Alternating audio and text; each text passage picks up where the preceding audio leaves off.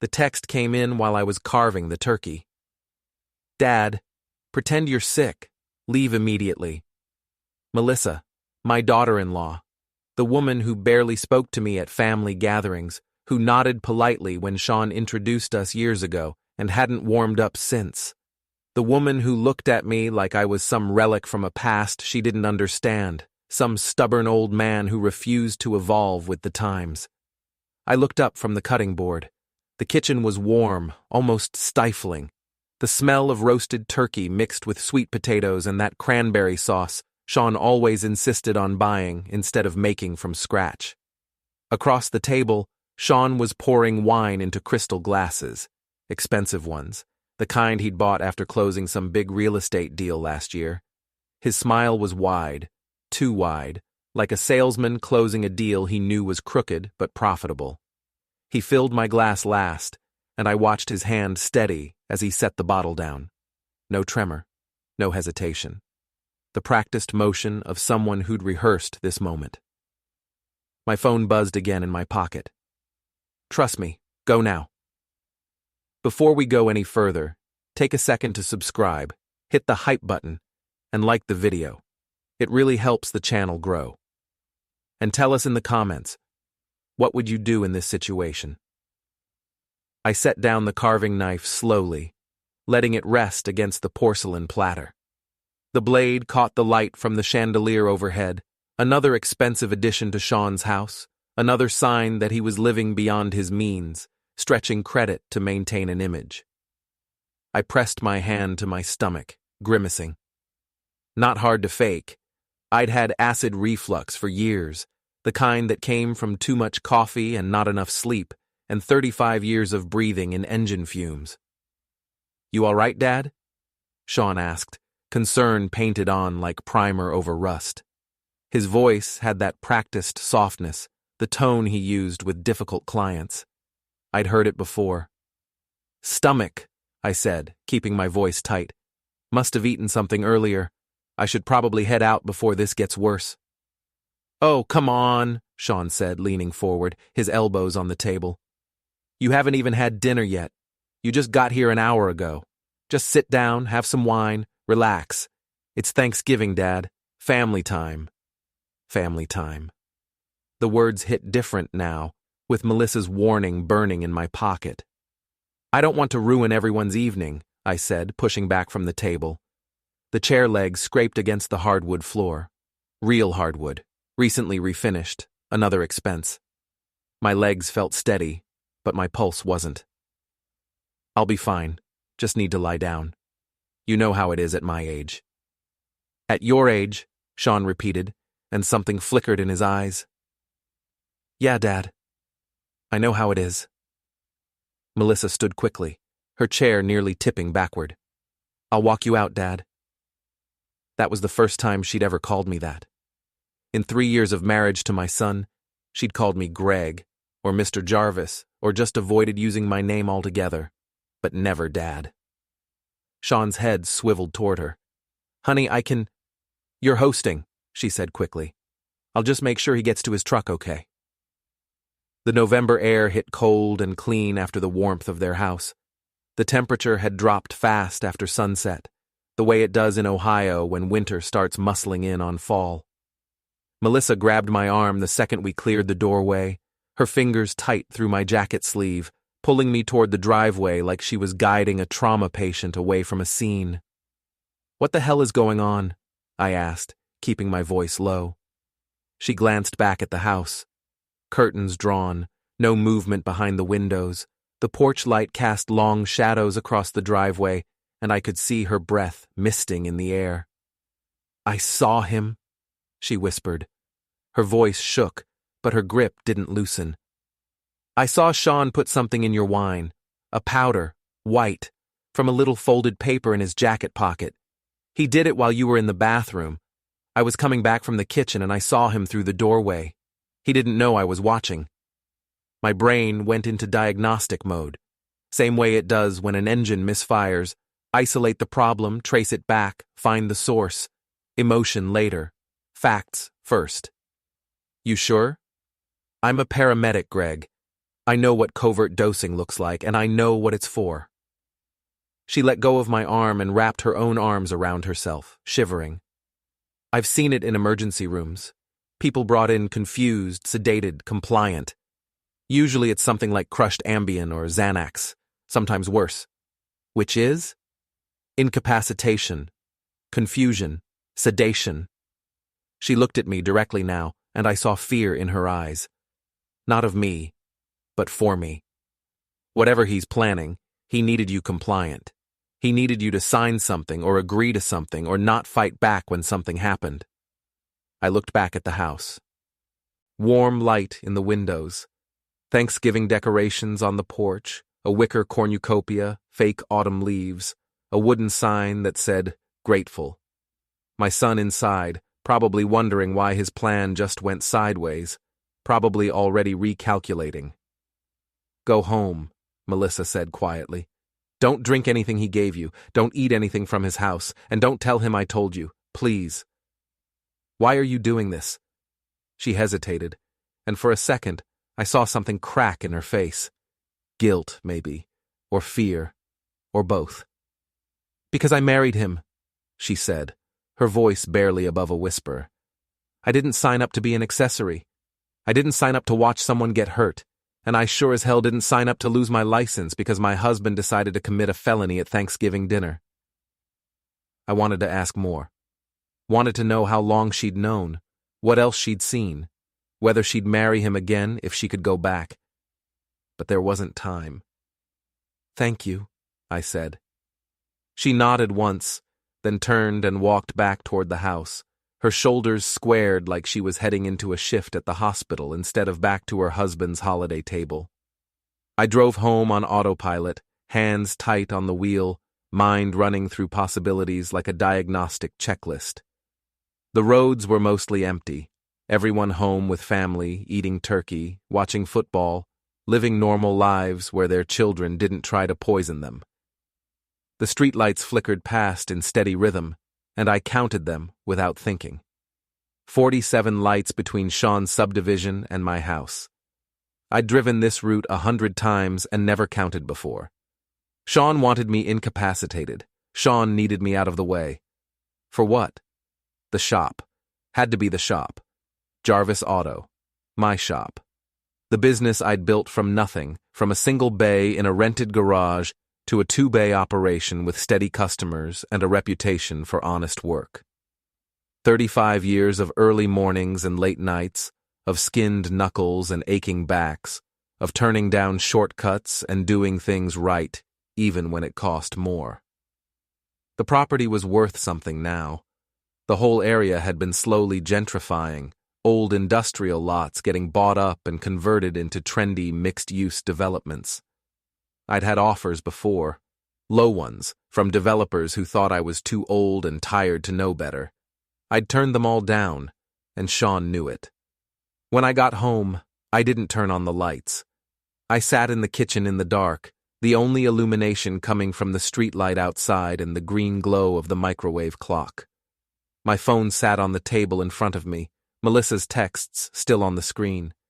2 messages, 12 words. They'd just saved my life, or at least my mind, or at minimum my business. 12 minutes. That's how long it had been between her first text and my exit from Shawn's house. 12 minutes between the warning and the escape. I thought about what would have happened if I'd drunk that wine. Would I have felt it immediately? Or would it have been gradual? A creeping fog, a pleasant drowsiness, a sense that maybe I should just relax and listen to what Shawn had to say. Would I have signed something? Agreed to something? Handed over keys or codes or access? Then I started thinking like a mechanic. If a system breaks, you don't guess. You test, you document, you prove it. I grabbed my laptop from the counter and opened the security app for Jarvis Auto. The shop had cameras, front door, back lot, 2 in the main bay, 1 covering the side entrance. I'd installed them after a break-in scare 5 years ago, never thinking I'd use them to watch my own son. The system stored footage for 30 days, backed up to the cloud automatically. I scrubbed through the last 2 weeks. Nothing unusual, normal business. customers coming and going, my two senior mechanics, Tom and Eddie, working their regular shifts, deliveries, parts trucks, the UPS guy who always parked in the loading zone even though I'd asked him a dozen times not to. Then I checked tonight, after I'd left for Shawn's place. 7:43 p.m. Shawn's black Audi pulled into the back lot. I watched the footage with my face inches from the screen. He got out, looked around, checking for witnesses, I realized, and walked to the side door. Tried his old key. The lock didn't turn. He tried again, jiggling it, forcing it. Nothing. I'd changed the locks last year after he'd borrowed tools for some home repair project and never returned them. I'd asked for them back 3 times. He'd said they were in his garage somewhere, he'd get them to me. Never did. So I changed the locks and didn't give him new keys. He swore. I couldn't hear it, but I could see his mouth move. Kicked the door frame, then pulled out his phone. 8:02 p.m. A white pickup truck pulled up. I recognized it immediately. Kyle Torres, one of Shawn's real estate buddies. Loud guy, always talking about deals and commissions and how much money he was making. They stood by the door, talking, gesturing. Shawn pointed at the lock. Kyle shook his head, probably saying he didn't have tools to break in or didn't want to get caught on camera. Smart man. They talked for another minute. Then Kyle got back in his truck and left. Shawn stood there for another 30 seconds, staring at the door like he could open it through force of will, then got back in his Audi and drove off. I saved the footage, downloaded it, backed it up to 3 different locations. Then I checked my email, spam, bills, a promotional message from a parts supplier, a message from my accountant about quarterly taxes, and one from a notary service I'd never used before. Subject: confirm medical power of attorney. Urgent. My hands went cold. I opened it slowly, like it might explode. Legal language. Formal tone. A request to verify that I, Gregory Jarvis, age 61, of sound mind and body, had willingly granted medical power of attorney to my son, Shawn Michael Jarvis, due to declining cognitive function and inability to manage my own affairs and business interests. Attached, a scanned document with my signature at the bottom. I zoomed in. The signature looked close, same slant, same loop on the G, but it wasn't mine. The pressure was wrong. The J in Jarvis had a different hook. I'd signed my name 10,000 times in 35 years of invoices and contracts and tax forms. I knew my own signature better than I knew my face. This was forged. Badly, but forged. I sat back, staring at the screen, my reflection ghosted in the dark glass. My son wasn't just trying to incapacitate me. He was trying to take everything, the business, the property, my autonomy, my life's work. And he'd started the process before Thanksgiving dinner. This email was dated 3 days ago. He'd already submitted the paperwork. Already started the machine rolling. The dinner was supposed to be the final step. Get me confused and compliant. Maybe get me to confirm the story he'd told the notary. Maybe get me to sign additional documents while I was under the influence. I screenshot the email, saved the attachment, added both to the folder I was building. Then I did something I hadn't done in years. I smiled. Not a happy smile. Not the kind you give when your kid graduates or gets married or has a baby. This was the smile I used to get in the shop when a customer brought in a car and swore up and down that they'd been maintaining it properly, and then I popped the hood and found a rat's nest where the air filter should be. The smile of a man who knows exactly what's broken and exactly how to fix it. Shawn had made his first move. Now it was my turn. I stayed awake the whole time. I never even considered sleeping. Sleep was a luxury for those not being slowly destroyed by their own body. Sleep was for people whose sons loved them instead of viewing them as obstacles to liquidity. Instead, I made a list. I pulled out a yellow legal pad, the old-fashioned kind, the kind I used for repair estimates before everything went digital, and started writing. Evidence, timeline, witnesses, motive. Same way I'd approach a failing transmission. Break it down. See where the fracture started. Trace it forward. Find every point where the system degraded. Shawn had debts, I knew that much. He'd asked me for money twice in the last 6 months. The first time was in May. He called it a business opportunity. Said he needed $20,000 to invest in some commercial property deal that was guaranteed to double his money in a year. I'd said no. Not because I didn't have it, but because I'd learned a long time ago that Shawn didn't pay back loans. He refinanced them into resentment and then blamed you for his failure when the deal inevitably collapsed. The second time was September. He'd been more direct, needed $15,000 to cover a shortfall on a property closing. His commission was tied up in escrow, he said, just a bridge loan until the money cleared. Would have it back to me in 30 days. I'd said no again. He'd stopped talking to me for 3 weeks after that. When he finally called, it was to invite me to Thanksgiving dinner. I'd been surprised, pleased even. Thought maybe he'd grown up a little, let go of the resentment, decided family was more important than money. Turned out family was just the cover story for the next attempt. I wrote it all down, dates, amounts, his exact words as best I could remember them. Then I opened my banking app and screenshot every text message exchange we'd had about money. Every request, every refusal, every passive-aggressive follow-up where he'd imply I was selfish or out of touch or didn't understand how the modern economy worked. He'd also asked about the shop. Multiple times. Always casual, always framed as concern for my health and future. Dad, what's your exit strategy? Have you thought about what the property's worth? Don't you want to retire and enjoy life? You've been doing this for so long. Don't you ever want to just rest? I reminded him every time. My last moments would still find me holding a wrench. Clearly, he'd taken that as a challenge. By 4 a.m., I had a folder on my desktop labeled Shawn Evidence.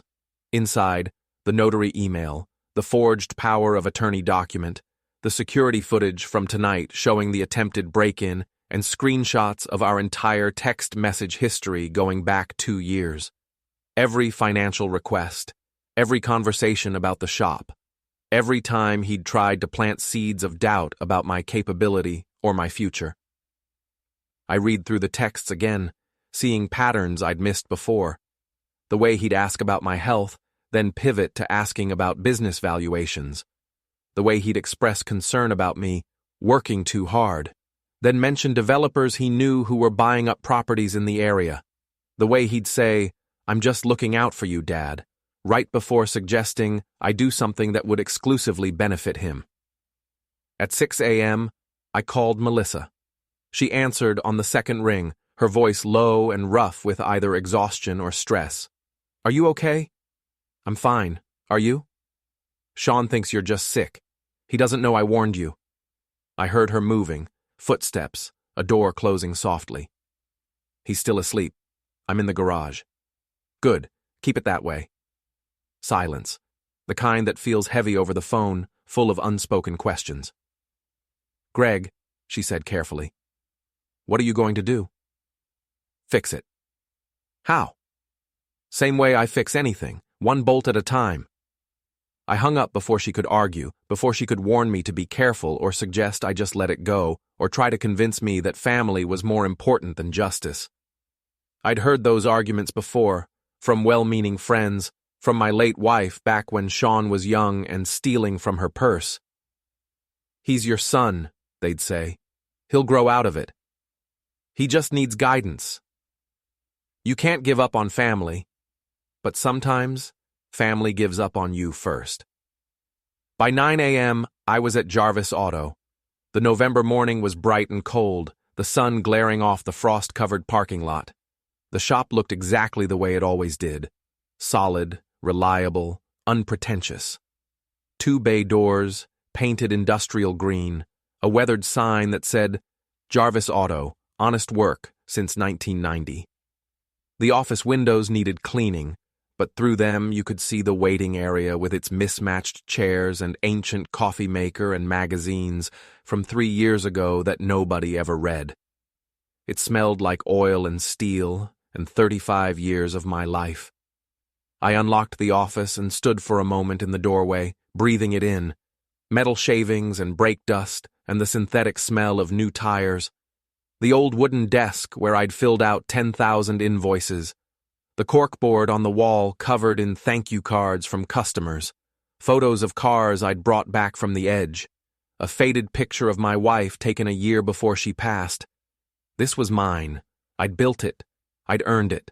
And I'd be damned if I'd let Shawn take it. I pulled up the security system and burned the footage from last night onto 3 USB drives, labeled each one, dated them, locked 2 in the desk drawer, and put the 3rd in my pocket. Then I called the police, non-emergency line.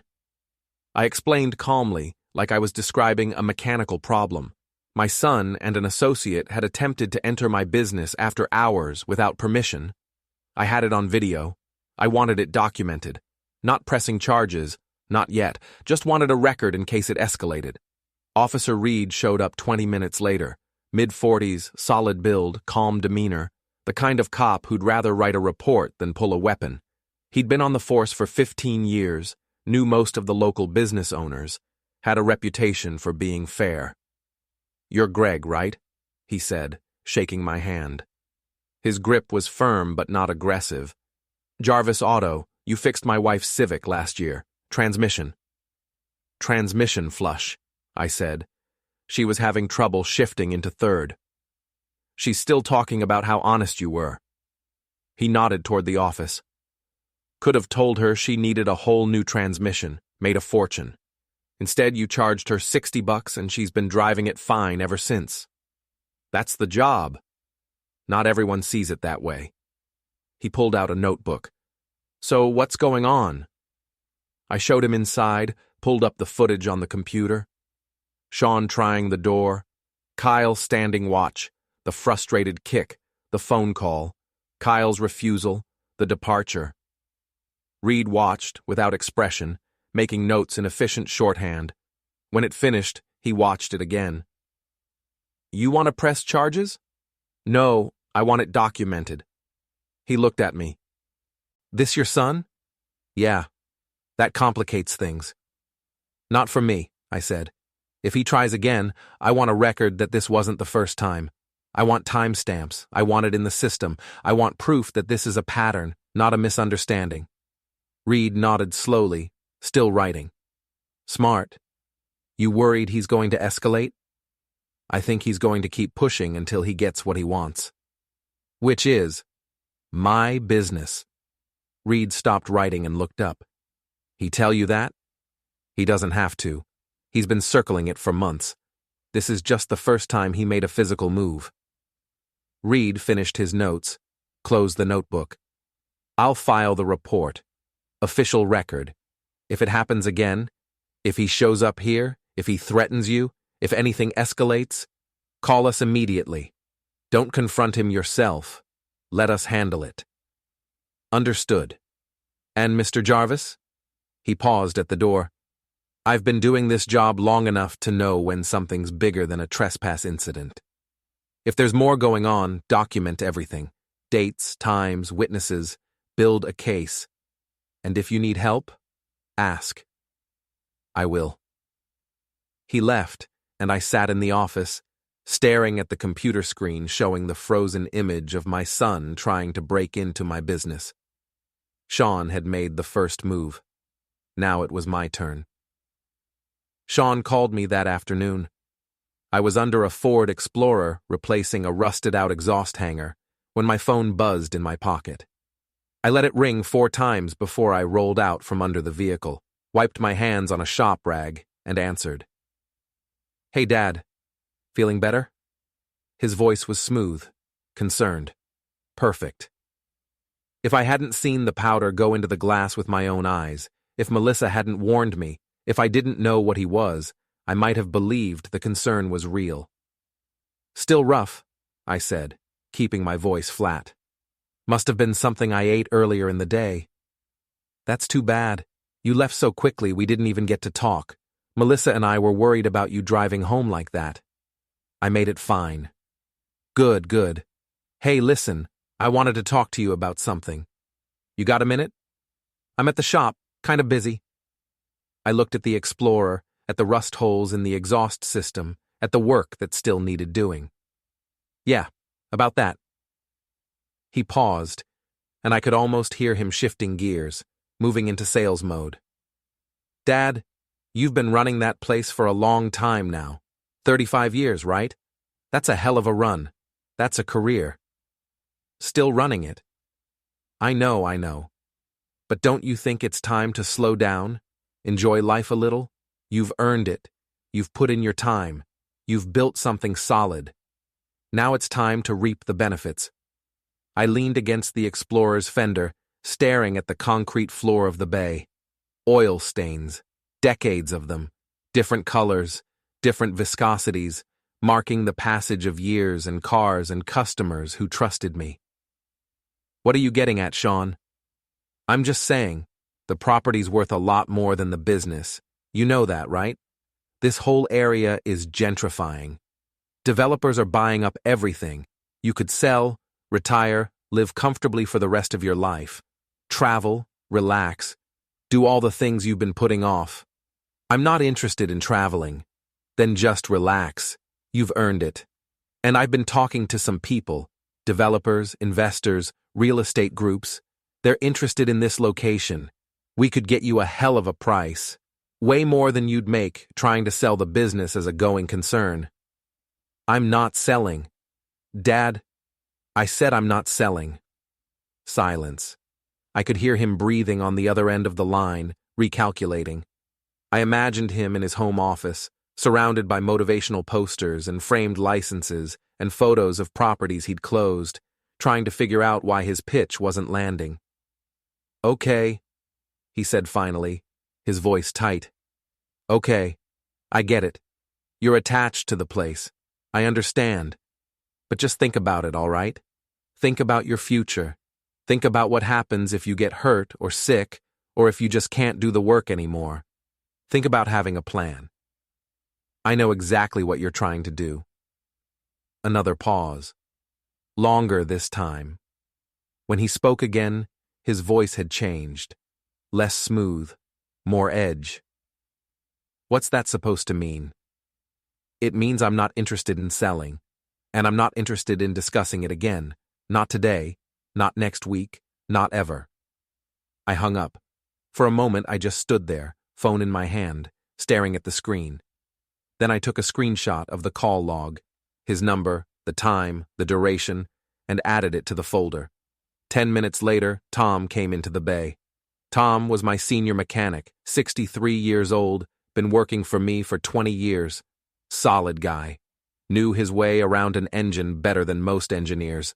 Your kid's posting stuff about you online, he said, holding up his phone. I set down the wrench I'd been holding. Show me. He handed me the phone. Shawn's social media page. A long post, carefully crafted, hitting every emotional note. It's hard to watch someone you love struggle with aging. Harder still when they refuse help. My dad has spent his whole life working himself to the bone, and now that it's time to rest, he can't let go. I've tried to help. I've offered solutions. But sometimes the people we love most are the ones who push us away the hardest. If you've ever dealt with an aging parent who won't accept reality, you know how heartbreaking it is. All I can do is keep trying, keep caring, and hope that one day he'll understand I'm doing this out of love. No names, but anyone who knew us would know. The comments were already piling up. Sympathy, support. Aging parents are so difficult. You're a good son for caring. My dad was the same way, so stubborn. Eventually, they have to accept help. I read it twice, feeling something cold settle in my chest. Not anger, not yet, just recognition. This was a move, a calculated play. He was building a public narrative. Concerned son, stubborn father, inevitable intervention. You gonna respond? Tom asked. Not yet. Why not? Because he wants me to react emotionally. He wants me to get angry, to lash out, to prove his point about me being unstable or irrational. And I'm not going to give him that. Tom nodded slowly. What are you going to do? Build my own case. Facts, documents, evidence. Let him tell his story. I'll tell mine when it matters. That night, I went through my files. 35 years of business records, tax returns, inspection reports, client testimonials. Everything organized, everything clean, everything proving that I wasn't some confused old man losing his grip on reality. I scanned the most recent documents. This year's financial statements showing steady revenue and profit, last month's safety inspection showing perfect compliance, letters from long-term customers thanking me for honest work and fair prices. I scanned my driver's license, my mechanic's certifications, a recent letter from my doctor confirming I was in excellent health for my age. I uploaded everything to a private folder online, backed it up, made it ready. Then I drafted a response to Shawn's post. I wrote it 3 times, deleting emotional language, cutting anything that sounded defensive, refining it until it was pure fact. For anyone concerned about my well-being, I appreciate the sentiment, but I want to be clear. I'm in excellent health. My business is thriving. I have no plans to retire or sell. I'm fully capable of making my own decisions about my life and my livelihood, and those decisions remain mine alone. I've spent 35 years building something I'm proud of, and I intend to continue for as long as I'm able. Thank you for your concern, but it's misplaced. I attached a photo of this year's financial summary, revenue numbers redacted for privacy, but the trend lines clear. Steady growth, healthy profit margins, strong customer retention. I hit post. The comments shifted within an hour. Glad to hear you're doing well, Greg. Good for you. Don't let anyone pressure you. Shawn, this seems like a private matter. Maybe handle it offline?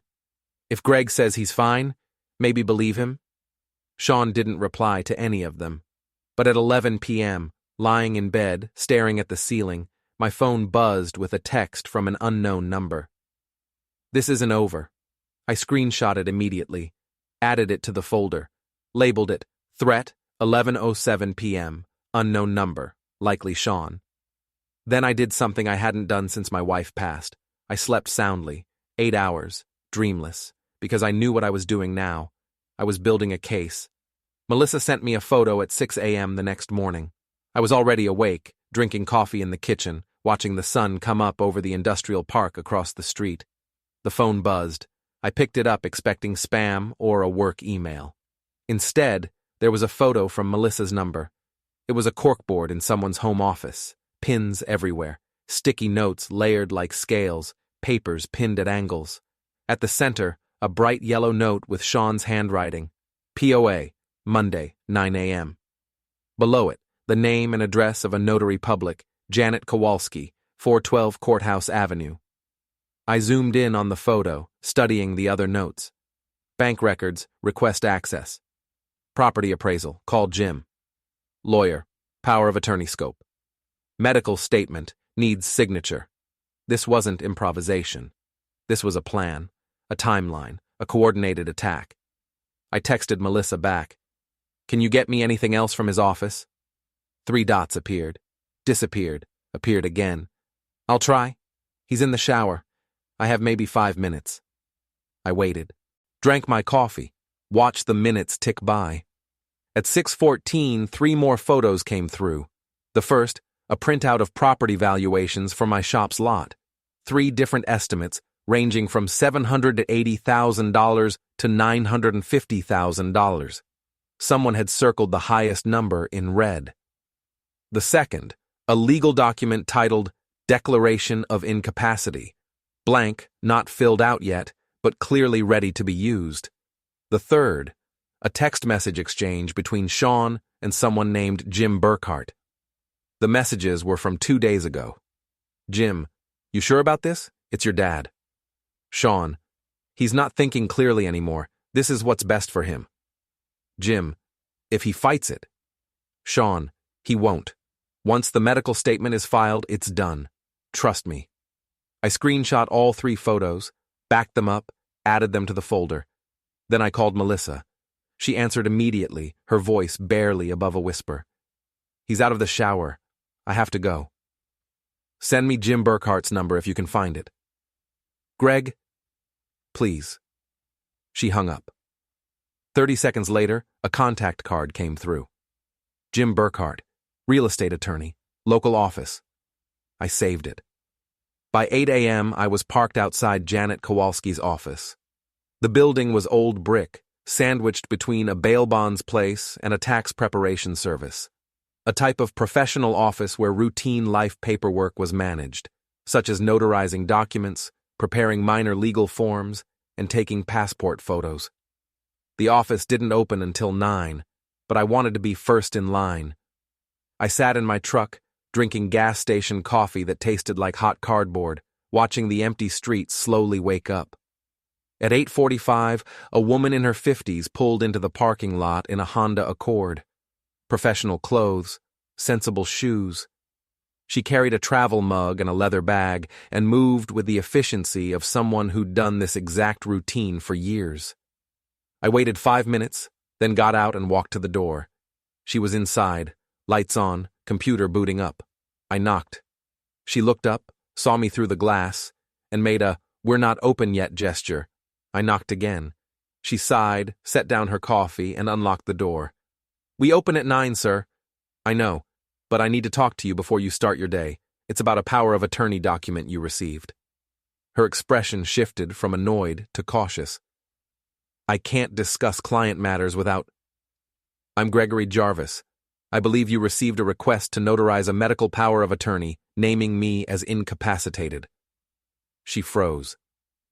I pulled a folder from my bag and set it on her counter.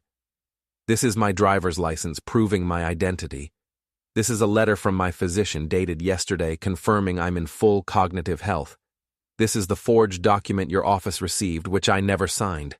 And this is a formal notice that if you proceed with notarizing any document related to me without my physical presence and verified consent, I will report you to the state notary board for fraud."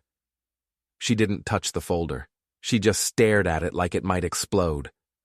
I haven't notarized anything yet." "Good. Don't. The appointment is Monday. I was supposed to meet with your son and—" "My son is attempting to commit fraud. If he shows up Monday, call the police." Her face went pale. "I'm just a notary. I don't—" "Then check your liability policy, because if you notarize a fraudulent document, you're not just a notary anymore. You're an accomplice." I left the folder on her counter and walked out. My phone rang before I got back to the truck. Unknown number. I answered. "Jarvis." "Mr. Jarvis, this is Janet Kowalski. I need to be clear. I don't want any part of this. I'm canceling the appointment. If your son contacts me again, I'll refer him elsewhere." Smart choice. "Can I ask you something?" "Go ahead." "Is he really your son?" I looked at the office building, at the warm light in the windows, at the normal people living normal lives. "Yeah," I said, "he really is." I hung up. By noon, Shawn knew. I didn't have to tell him. The notary probably called him immediately, canceling the appointment, maybe citing concerns or scheduling conflicts or whatever professional euphemism she used to avoid saying, "Your client is committing fraud."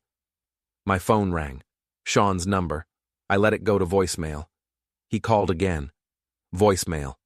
Third time I answered. "What did you do?" His voice was tight, angry, the smooth salesman gone. I protected my interests. "You went to Janet Kowalski?" "I prevented a crime." "That was a legitimate—" "It was fraud, forged signature, false medical claim. You want to keep digging that hole? Go ahead. But every step you take leaves a record." "You don't understand what you're doing." "I understand perfectly. You're trying to take my business. You're trying to have me declared incompetent. You're trying to steal 35 years of my work because you can't manage your own finances." Silence. Heavy. Dangerous. "This isn't over." "You said that already. Last night. From an unknown number. I saved that too." I hung up. Eddie walked into the office a minute later.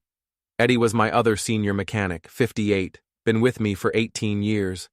He looked worried. "Boss, your kid's out front." I stood up. "Where?" "Parking lot, just pulled in, looks pissed." I walked out into the lot.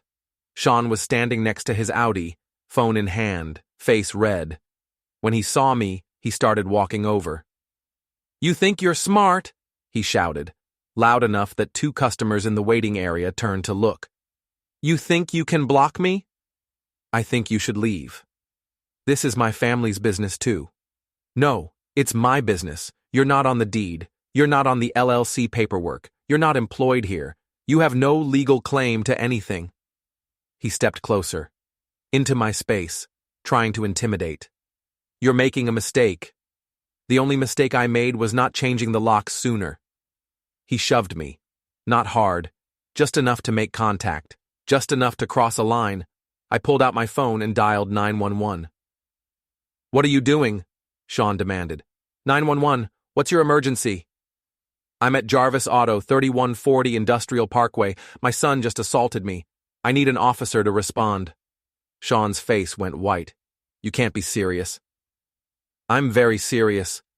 He turned and walked back to his car, fast, like he could outrun the consequences. He pulled out of the lot just as Officer Reed's cruiser turned onto the street. Reed parked, got out, walked over. "Second call in 3 days. What happened?" He showed up, confronted me, shoved me. I called. "He's gone now. I want it documented." Reed sighed, pulled out his notebook. "You're building a case." "I'm protecting myself." He took my statement, took statements from Eddie and one of the customers who'd seen it through the window, filed another report. "Mr. Jarvis," Reed said before he left, "this is escalating. You need to be careful." "I am being careful. That's why I keep calling you." That night, I checked social media. Shawn had posted again. This time, no subtlety. "Called the police on me today. His own son. Over a misunderstanding. This is what happens when someone refuses help and spirals into paranoia. I love you, Dad, but I can't enable this anymore." The comments were split now. Some people defending him. Some people questioning the story.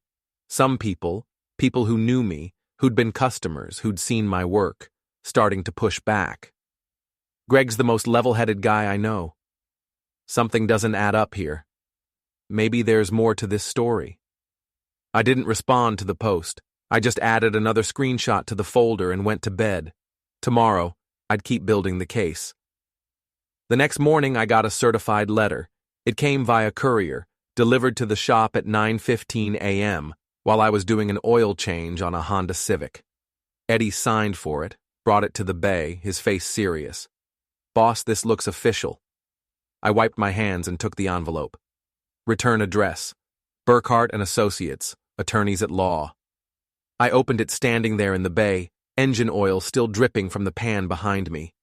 Inside, a cease and desist letter, legal language, formal threats, demanding I stop harassing Shawn, stop interfering with his legitimate business interests, stop defaming him online and to third parties. It cited the police calls, the visit to the notary, my social media response to his post.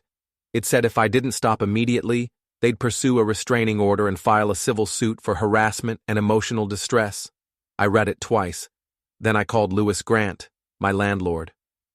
"Louis, it's Greg. You got a minute?" "For you? Always.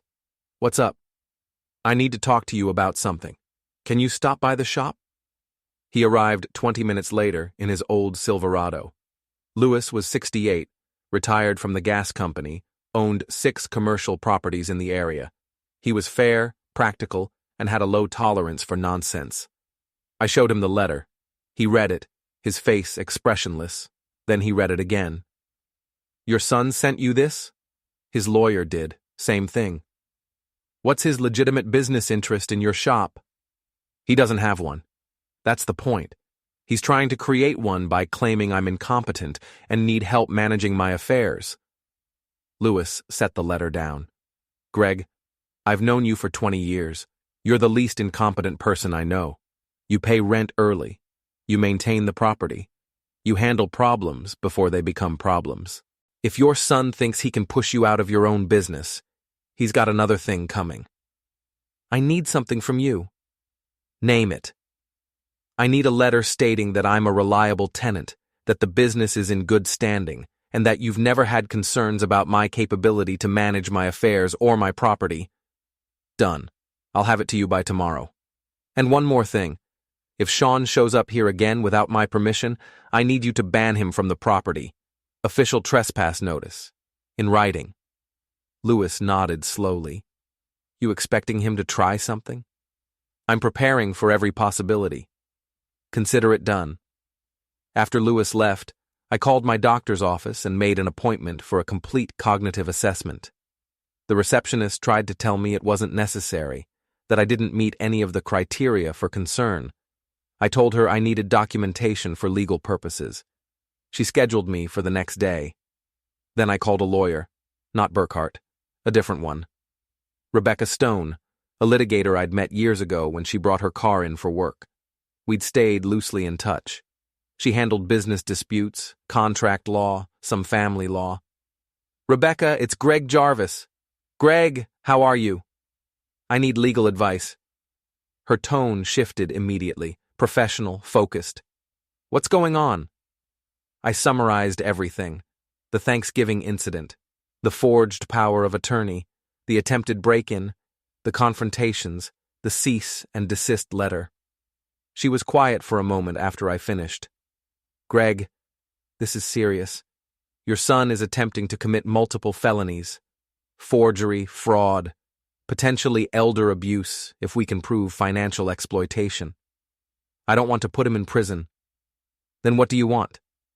I want him to stop. I want him to leave me alone. I want my business protected. And I want him to understand that there are consequences for what he's doing. Okay, here's what we do. First, we document everything. And I mean everything. Every incident, every communication, every threat. Second, we file for a restraining order. Not just a cease and desist, but a legal order preventing him from contacting you or coming near your property. Third, we send a formal response to his lawyer explaining that his client is engaging in criminal behavior and that if it continues, will involve law enforcement and potentially pursue charges. Will that stop him? It depends on how desperate he is and how smart his lawyer is. Most lawyers won't touch a case like this once they realize their client is committing fraud. Burkhart either doesn't know what's really happening or he's dumb enough to be complicit. Either way, once we lay out the facts, he'll likely back off. Do it. I'll need everything you have. Documents, photos, video, correspondence, everything. I'll email it to you in an hour. Greg, one more thing. Yeah? Be careful. Desperate people do desperate things. If your son is as financially stressed as you think, and if his plan is falling apart, he might escalate. I'm ready for that. I hope so. I spent the next hour organizing the folder. Everything chronological, everything labeled. Photos from Melissa, security footage, police reports, screenshots of texts and social media posts, the forged power of attorney, the notary's email, Lewis's statement. By the time I finished, it was 53 pages long. I sent it to Rebecca. She called me back 30 minutes later. Greg, this is airtight. You've documented this better than most lawyers could. If this goes to court, you'll win. Easily. I don't want it to go to court. Then we make sure it doesn't. I'll draft the response and send it to Burkhart by end of business today. I'll also file for the restraining order first thing tomorrow. In the meantime, do not engage with Shawn. Do not respond to his messages. Do not answer his calls. If he shows up in person, call the police immediately. Understood. That evening, I got a call from Melissa. Greg, you need to know something. What? Shawn's panicking. He's been on the phone all day. I heard him talking to someone. I think it was his broker. He's trying to set up a meeting. Something about presenting you with a final offer for the business. When? I don't know. Soon. Maybe this week. He's desperate, Greg. I've never seen him like this. How desperate. Scary desperate. I thought about that. About what desperation looked like on a man who thought he deserved something and couldn't understand why the world wasn't giving it to him. Melissa, If things get bad, if he turns on you, or if you feel unsafe, you call me. Understand? I will. I mean it. I know. She hung up. I sat in the dark shop, surrounded by tools and parts and the smell of decades of work, and I realized something. This wasn't going to end quietly. Shawn wasn't going to back down. He wasn't going to apologize. He wasn't going to walk away. He was going to push until something broke, and I needed to make sure it wasn't me. The cognitive assessment took 2 hours. Dr. Palmer, my physician of 15 years, administered it himself. Memory tests, problem-solving exercises, clock drawing, word recall, pattern recognition. I passed everything, scored above average for my age group in most categories. Greg, I don't know what you need this for, Dr. Palmer said, signing the evaluation form. But you're sharp as ever. Cognitively, you're functioning at the level of someone 20 years younger. Can you put that in writing? I just did. He handed me the form. Official medical assessment, signed and dated. Thanks, Doc. I took the assessment straight to Rebecca's office. She made copies, notarized them, added them to the restraining order filing. This helps, she said. A lot. It completely undermines any claim that you're not capable of managing your own affairs. When does the restraining order go through? Hearing is scheduled for Monday morning. Monday. The same day Shawn had planned to file the power of attorney. Perfect timing. That night, Tom called me at home. Boss, you should check Shawn's social media. I opened my laptop, went to Shawn's page. He'd posted a video, 15 minutes long, titled, "When You Have to Save Someone Who Doesn't Want to Be Saved." I clicked play. Shawn sat in his home office looking directly at the camera. Earnest expression, concerned tone. I want to talk about something difficult. My father, Greg Jarvis, is struggling. He's not the man he used to be. His judgment is impaired. And when I tried to help him, he reacted with paranoia and aggression. He went on for 15 minutes, painting himself as the loving son, me as the declining father. Every confrontation reframed, every police call spun as evidence of my instability. The comments were mixed. This is so sad. He needs help. But there were other comments too. People who knew me. I've known Greg for 20 years. This doesn't sound like him. Something about this feels off. I didn't respond to the comments. Instead, I recorded my own video. I sat in the shop office, camera pointed at me, surrounded by 35 years of work. My name is Gregory Jarvis. I'm 61 years old. I own Jarvis Auto. I'm not declining. I'm not impaired. What I am is a father whose son tried to have me declared incompetent so he could steal my business. I held up the papers, one by one. This is a forged power of attorney. This is security footage of my son attempting to break into my business. This is a police report. This is a cognitive assessment from my doctor showing I'm perfectly fine. I set them down. My son is not trying to save me. He's trying to steal from me. I'm sharing this because I believe in transparency.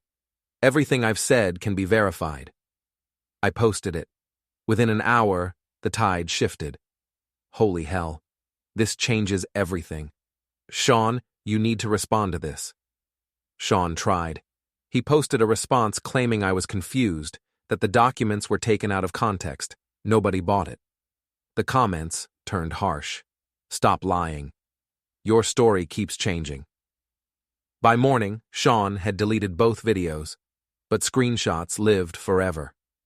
Monday morning, I walked into the courthouse for the restraining order hearing. Rebecca met me in the hallway. Ready? Ready. Shawn's here, with Burkhart. Good. We walked into the courtroom, Judge Morrison presiding. 20 years on the bench, reputation for no-nonsense rulings. Rebecca presented our case, methodically. Every piece of evidence, the forged power of attorney, the security footage, the police reports, the cognitive assessment. Burkhart tried to argue, tried to claim it was all a misunderstanding, a family dispute being blown out of proportion. Judge Morrison cut him off. Mr. Burkhart, do you have evidence that Mr. Gregory Jarvis is mentally incompetent? Your Honor, the family has concerns. Do you have medical evidence? We were in the process of obtaining. So no. Judge Morrison looked at Shawn. Mr. Shawn Jarvis, I'm granting a temporary restraining order. You are to have no contact with your father. You are not to go within 500 feet of his residence or his business. Violation will result in immediate arrest. Shawn's face went white. Furthermore, the judge continued, I'm ordering a copy of this case file to be sent to the district attorney's office for review of potential criminal charges related to the forged power of attorney. Burkhart stood. Your Honor, your client attempted to defraud his father. If I were you, Mr. Burkhart, I'd advise him to retain criminal counsel. The gavel came down. We walked out of the courtroom. Shawn stood in the hallway with Burkhart, both of them looking shell-shocked. As I passed, Shawn grabbed my arm. Dad, please! Officer Reed appeared from nowhere. He'd been sitting in the back of the courtroom. Sir, you need to let go. Now! Shawn released my arm like it was burning. That's violation number 1, Reed said calmly. You want to make it 2? Shawn backed away, his face red with fury and humiliation. I walked past him without a word. Outside, Rebecca turned to me. That went better than expected. What happens now? Now we wait. The DA will review the case. If they decide to prosecute, Shawn could face felony charges. If not, at least you have the restraining order. And if he violates it, then he goes to jail. Simple as that. I drove back to the shop. Tom and Eddie were waiting. How'd it go? Tom asked. Restraining order granted. He can't come near me or the shop. Eddie grinned. Good. Kid needed a reality check. That afternoon, Melissa called. Greg, I need to tell you something. Go ahead. I'm leaving him. I stopped what I was doing. What? I'm leaving Shawn. I can't do this anymore. I can't watch him destroy himself and try to drag you down with him. I filed for separation this morning. Melissa. I also talked to a lawyer about what I saw, the powder in the wine, everything. They said I might have to testify if criminal charges are filed. Are you okay with that? I'm done protecting him, Greg. What he did was wrong. What he tried to do was evil. Where are you staying? My sister's place. I'm safe. But I wanted you to know. And I wanted to say I'm sorry. I should have said something sooner. You said it when it mattered. Thank you for not hating me. I never did. She hung up. That night, I sat in the shop office, staring at the computer screen. The restraining order was in place. The evidence was documented. The legal system was moving forward, but I wasn't done yet. The next morning, I got a call from Brett Cole. Brett was a real estate broker, mid-40s, successful. He'd done business with Shawn before. I knew that much because Shawn had mentioned him several times, usually when bragging about deals. Mr. Jarvis, this is Brett Cole. I work in real estate. I need to talk to you about your son. I'm listening. I've been helping Shawn try to line up buyers for your property. He told me you were planning to sell, that you'd given him permission to explore options. After what happened in court yesterday, I'm realizing that might not be true. It's not. Then I need to be clear. I want nothing to do with this. I've already notified the Ohio Real Estate Commission about the situation. Shawn misrepresented his authority. If he was doing that with me, he might be doing it with other brokers. You filing a complaint? Already done. The commission is opening an investigation. If they find violations, he could lose his license. Thank you for calling. Mr. Jarvis, for what it's worth, I'm sorry. I should have verified his authority before moving forward. That's on me. You're making it right now. That's what matters. He hung up. I sat back, thinking. Shawn's real estate license was his livelihood. Without it, he had nothing. No income, no credibility, no way to dig himself out of the hole he'd created. And it was all falling apart because he'd overreached. That afternoon, Lewis stopped by the shop. Greg, I've got something for you. He handed me an envelope. Inside, a formal trespass notice, signed and notarized. What's this? Permanent ban. Shawn is officially prohibited from entering any property I own, including this one. If he shows up, it's criminal trespass. No warnings, no second chances. You didn't have to do this. Yeah, I did. I talked to some of the other property owners in the area. Word's getting around about what he tried to do. Nobody wants him around. He's burned his reputation. Good. One more thing. Lewis pulled out his phone and showed me a message. It was from a local business group chat. Someone had posted Shawn's mugshot, not an actual mugshot, just a photo, with a warning. This guy tried to defraud his own father. Watch out for him. The comments were brutal. Ban him from the Chamber of Commerce. Revoke his memberships. Make sure everyone knows. Small-town justice, the kind that didn't need courts or lawyers, just reputation, and once you lost it, you never got it back. I handed the phone back to Lewis. He did this to himself. Damn right he did. That evening, I got a text from Melissa. Shawn's in bad shape. He's been drinking, talking about how everyone turned on him. I'm worried he might do something stupid. I stared at the text for a long time. Part of me wanted to feel sympathy. He was my son. I'd raised him, changed his diapers, taught him to ride a bike, paid for his college. But the other part, the part that remembered the powder in the wine glass, the forged signature, the calculated plan to steal everything I'd built, felt nothing. I texted back, not my problem anymore. 3 dots appeared, then disappeared. No response. I locked up the shop and went home. Tomorrow, I'd start planning the final move. Melissa sent me another photo on Wednesday morning. It was a screenshot from Shawn's phone, a text conversation between Shawn and someone named Derek. Shawn, I need to make one last push, face to face. Derek, dude, there's a restraining order.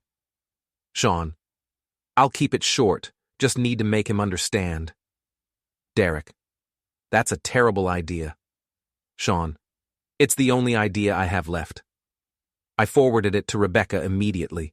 She called back 5 minutes later. This is evidence of intent to violate the restraining order. I'm forwarding it to the DA and to Officer Reed. What happens if he shows up? He gets arrested. Don't engage. Don't argue. Just call 911 and let the system handle it. Understood. I waited. Thursday came and went. Nothing. Friday morning, Tom called me at 7 a.m. Boss, Shawn's parked across the street from the shop. He's been sitting there for 20 minutes. Don't approach him, I'm calling the police. I dialed Reed's direct number. Officer Reed. It's Greg Jarvis. Shawn's outside my shop, violating the restraining order. Stay inside. I'm 3 minutes away. I walked to the front window. Across the street, Shawn's Audi sat in the parking lot of a closed diner. I could see him in the driver's seat staring at the shop. Reed's cruiser pulled up 2 minutes later. He parked behind Shawn's car, walked up to the window, tapped on it. Shawn got out slowly. From inside the shop, I couldn't hear the conversation, but I saw Reed pointing, saw Shawn shaking his head, saw Reed reach for his handcuffs. Shawn took a step back. Reed grabbed his arm, spun him around, cuffed him. Shawn looked toward the shop. Our eyes met through the window. His face was a mix of rage and desperation, and something else, something that might have been pleading. I turned away. Reed called me 30 minutes later. He's in custody. Bail hearing is Monday. Given the restraining order violation, I doubt he'll get out before then. What was he planning? He said he just wanted to talk to you, make you understand. He kept saying it was all a misunderstanding. It's not. I know. The DA's going to add the violation to the existing case. He's looking at serious charges now. Good. That night, I got a call from Shawn's lawyer, Burkhart. Mr. Jarvis, we need to talk. No, we don't. My client is willing to drop everything, all claims, all actions, if you'll just agree to not pursue criminal charges. Not interested. Mr. Jarvis, he's your son. He stopped being my son when he tried to poison me. That's not... We're done here. I hung up. Saturday morning, I called Rebecca. I want to set up a meeting. With who? Everyone who matters.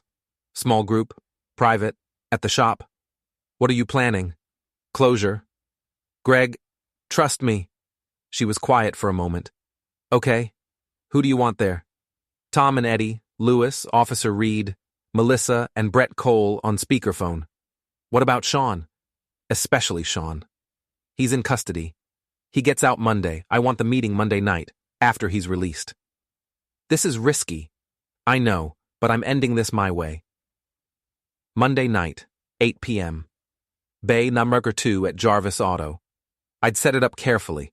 No theatrics, no screens or projectors, just people standing in a half circle under the fluorescent lights. Tom and Eddie flanked the door. Lewis stood near the tool bench. Officer Reed leaned against the wall in uniform.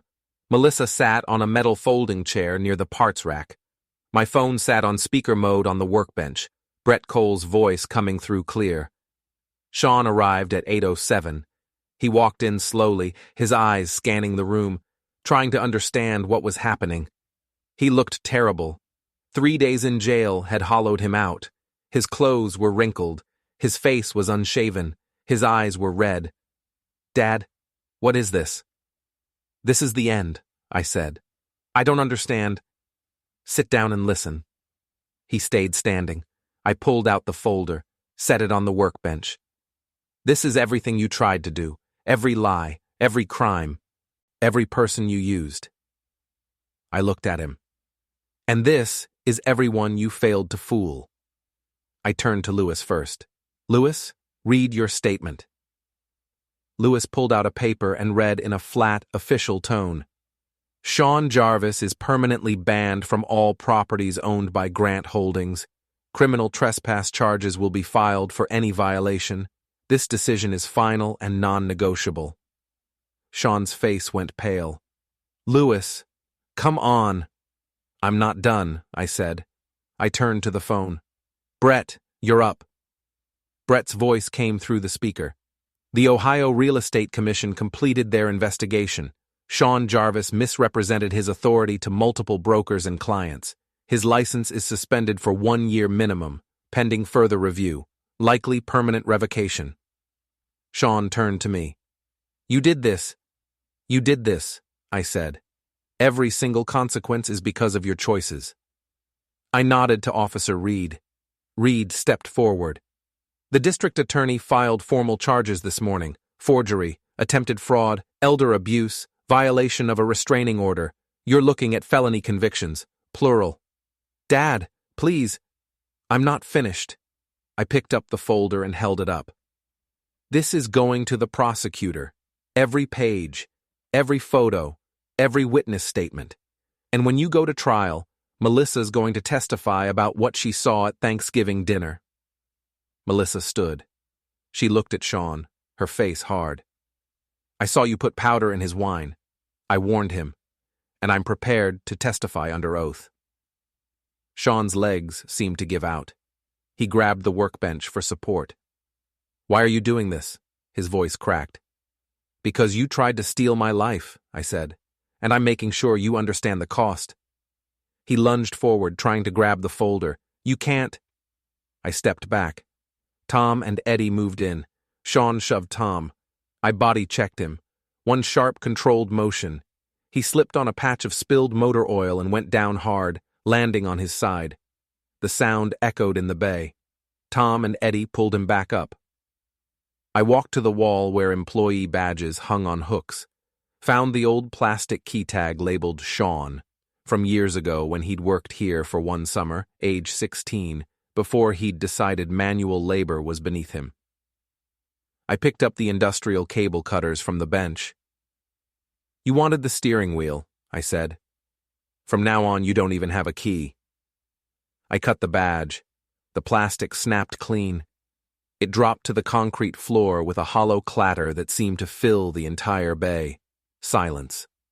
I pulled out the permanent trespass order Lewis had prepared. signed my name at the bottom, dropped the pen. "Get out," I said, "and don't ever come back." Shawn stood there, oil-stained, defeated, his face a mask of rage and humiliation and desperation. Reed stepped forward. "You heard him. Time to go." Shawn looked around the circle, at Lewis, at Tom and Eddie, at Melissa, at me. Nobody moved, nobody spoke. He turned and walked toward the door, his footsteps hollow on the concrete. At the threshold, he stopped, looked back. "I'm your son." "You were," I said. He left. Reed followed him out to make sure he got in his car and drove away. The bay door rolled down. The metal rattled against the frame. The lock engaged with a solid clunk. I stood in the middle of my shop, surrounded by the people who mattered, and felt something settle in my chest. Victory.